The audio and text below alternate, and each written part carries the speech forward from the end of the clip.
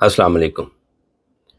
اللہ تعالیٰ نے قرآن کریم کے اندر ایک بات ارشاد فرمائی ہے جو ڈرنے والوں کے لیے، خوف زدہ رہنے والوں کے لیے اور تھک کر بیٹھ جانے والوں کے لیے ایک سہارا ہے۔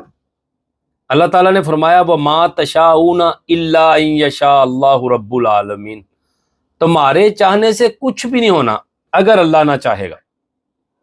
آج انسان ذرا ذرا سی بات سے ڈر رہا ہے، خوف زدہ ہو رہا ہے، فلاں نے یہ کر دیا، فلاں نے یہ کہہ دیا، فلاں نے میرا راستہ روک لیا، فلاں مجھے یہ کر دے گا۔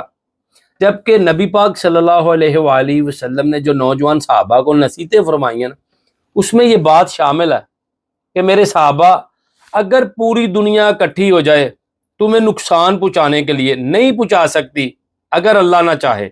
اور پھر فرمایا پوری دنیا اکٹھی ہو جائے میرے صحابہ تمہیں فائدہ پہنچانے کے لیے نہیں پہنچا سکتی اگر اللہ نہ چاہے۔